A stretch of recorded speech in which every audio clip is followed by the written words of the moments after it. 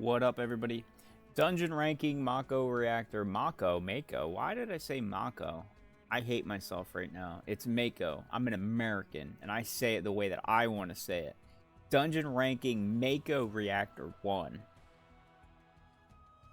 This event is wrapping up tonight, and I wanted to make sure that I showed people my progress in hopes that I can help some of the weaker players out there. Maybe you're playing on an alt account that's a free-to-play. Maybe you have not invested as much time into this game as other people. Maybe you're like me and you haven't done any pulls. You're super free-to-play, stingy vegan bitch. No, I have done tickets. I feel like if I was a true super free-to-play vegan bitch, I wouldn't use the tickets. But maybe I'm wrong. Maybe I'm allowed to use those and just not the gems.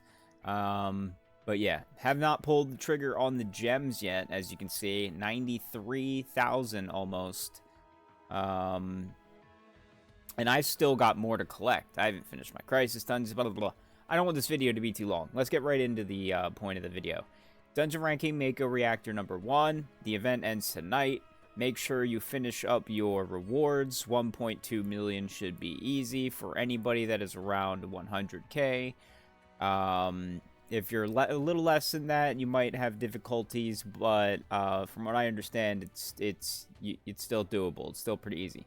So my ranking is in the top 1,000. I am okay with that. I do not really feel like stressing myself out to push into the top 500 because I know once I do it, I'll probably get pushed out of it, and then I'll have to fight to get back in it. It'll be a whole struggle. I am happy where I am. I'm happy to get top 1,000. I think the rewards above this, while nice, are not really worth pushing for or sweating over. And the rewards under this suck. I really hope the rewards under this level get changed. I think it should be a uniform 20 tickets, as I said. I will keep repeating myself. Where do I look at this? I will keep repeating myself. Hopefully the feedback reaches Square Enix in some way. 20 draws. Everybody that participates in the event should receive 20 draws. Whether if you want to make the bottom people get 15 and 5 and then 20 blue from then down, I think that's fine. I just think it's really shitty to force this many people potentially into a grouping. In all honesty, I would say even just remove all these bottom groupings and only group 1,500 people and don't have, even 1,000. Don't have any rewards under this and only group 1,000 people. It's just really unfortunate to force 10,000 or more people into a grouping knowing that other people have had more progress, more money, whatever, etc. And they just have no chance of getting up there. Just through sheer lack of time and ability to play the game and develop their characters. So, yeah, either one or the other. I either hope they make this a uniform 20 tickets for everybody that participates, or they just lower it down to groupings of 1,000 players each time, and then that's that. Because, yeah, even if I get last place 500 to 1,000... it's good. It's fair enough. I got my rewards for doing the thing. It was a little challenging, but I was able to figure it out and push through it and get a good amount of stuff. So I'm going to show you the team that I used. If you've been playing since launch, there's no way that you should not have this team. If you've used your crystals, there's no way you should not have a comparable team. There's just no, I don't think there's any excuse. I know other people making guides, they might have things like espers that you have not unlocked because you've not beat very hard. No, I'm not using any espers in my team. I'm using their natural limit breaks, which, yes, I have leveled. I have leveled their character streams as much as I possibly could. I put the time and the effort into that. You do have to spend your stamina. You don't have to spend your crystals, but you do have to spend your stamina and target farm the stuff that you need to farm. and, you know, make sacrifices here and there. And yeah, and then if in worst case scenario, if you got to use some crystals, you got to use some crystals. Fortunately, I have not needed to use some crystals for anything that I've wanted to accomplish yet in this game. So we're doing good. But yeah, let's look at the team. So now you'll notice I do have Sephiroth's Firaga weapon, but it is only 5-star. Not a single overboost. All I did was make sure to level it. I also leveled his event weapon, which you should be able to get for free easily in this event. But yeah, that's it. You can wishlist this weapon. And you can wishlist this weapon. I don't think there's any excuse for people to not have it. Also, this is not the end of the world if you do not have it, but it definitely helps for the 3 first-class soldiers fights that are on the bottom floor, or the two sets of 3 first-class soldier fights, the one symbol boss and the one group of normal enemies.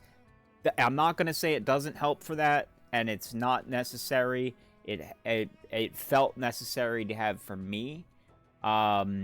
So I made sure this was equipped and leveled as much as I possibly can, even though it's only 5-star. Wishlist this weapon. Or maybe you have a different character that has an AoE Firaga, and level them. Make sure you level them. And then, yeah, I put a Magic Blizzara on them for after you activate the buff from the 3 first-class soldiers to get the 60% magic. And for the record, for this score, my final score here, I did not take any score bonuses. No score bonuses. I took the ice bonus from the first fight. I did the Grashstrike second because that fight is extremely hard for me and I cannot beat it unless I do it second. So I did that fight second, and then I took the fire and ice buff in that one, because I do not want to nerf my fire. I need every bit of power I can for those 3 first-class soldiers. So you take first fight, you take the ice buff from the first fight. Second fight, you take fire and ice buff. Third fight, which will end up being the 3 first-class soldiers, you take the 60% magic and magic defense buff with the heal debuff. The fourth fight will be the Behemoth. And you'll take the... At this point, I couldn't beat Reno. If you think you have enough power to beat Reno, take the stun and heal thing. If you're going to do the dragon, it doesn't really matter. Just take one of the heal and... just take the heal and stun thing or whatever. Maybe you can even try this. Honestly, I probably could do the score bonus on that last fight, going into that last fight, and I might consider going back in to try that. Now that I think about it, that might be the change that I make that pushes me up into the top 500. But I don't know. Again, I don't really care that much. So for the Behemoth, you want to make sure you have your brakes on a physical skill. So I have physical Ruin Ruz on all 3 of my characters there. Glenn and Sephiroth have magical Blizzard abilities. Sephiroth himself has that AoE Fire for the 3 first-class soldiers. Everybody has a regular Cura on, an actual strong cure, and not one of those half-assed bitch cures that the game likes to equip all the time when they're not necessary.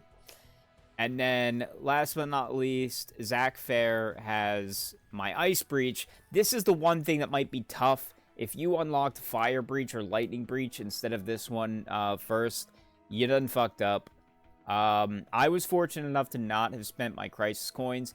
You might there might be a chance you can go through and get enough Crisis Coins and unlock this to use it. Do I think this was necessary to win? Not really. The dragon, like, by the time I get to the dragon, and if you're just trying to clear this, you're probably just going to do the dragon. You're going to take the easy route out. You're going to skip as many fights as you possibly can. and just do the dragon. So I don't think this was completely necessary, but it definitely does help push your score up. So that I will say it is necessary for getting a higher score, but it is not necessary to clear it. So as you can see on all 3 characters, I've got nothing special here. Basic 5-star. The only one that I have overboosted was this weapon that they gave us for free from Glenn. And again, if you've been playing since launch, you should have all of this stuff. If you've not been playing since launch, you're not going to have all this stuff, but you do have a lot of crystals that you have access to that you can use to power up your team. So there's that. Just don't be stingy with your crystals if you're trying to push farther in these events. For me, I feel it's more important to just try to get through them using stuff that I feel like everybody had access to, or can compare to. And while I know that these weapons, for anybody that started playing after these events, does not have comparable weapons to these, I'm not. Honestly, they might. Like, comparable is very subjective for these weapons in particular, because like they're stat sticks basically. The buffs on them are kind of weird. They're not great. The skill on it is, it's not bad but not great. It has good potency, sure, but you may not necessarily be using the skill on it, which for me they are because of the magic buff. But yeah, I think that there's definitely I definitely think there's reasonable expectations for people to be able to replace these if they miss these just by using their gems or crystals. So while I do have a couple weapons that I don't think everyone will have access to, I do think that they are replaceable. So this was the team. 900 for Zach. He's just kind of like the all-arounder. He's my healer. He's my support. My debuffer there. Again, no espers, so they're just using their limit breaks, their basic limit breaks leveled up. And, yeah, see, Glenn's looking pretty juicy there, 1470, 1381. And then Sephiroth, 1223, 1534. He has got the lowest HP by far, though. He is definitely a little bit squishy, so I need to get some better stuff for him somewhere along the way that keeps his attack up and gives him some HP. But yeah, that is the team that I used. I think that is completely within reason for people to build. Maybe not in the span of the remaining day, unfortunately. But you never know. I mean, there's a lot of hours left in the day. You might have a lot of stamina pots. You might be able to build something comparable. And you might have just learned something overall about whatever. So yeah, best of luck to everybody out there. And again, you don't have to be a whale. You don't even have to have even used any of your crystals ever to have beaten this event and feel good about it. So that's pretty cool. Like and subscribe, whatever, or don't. You'll see me. I'll be sure of it.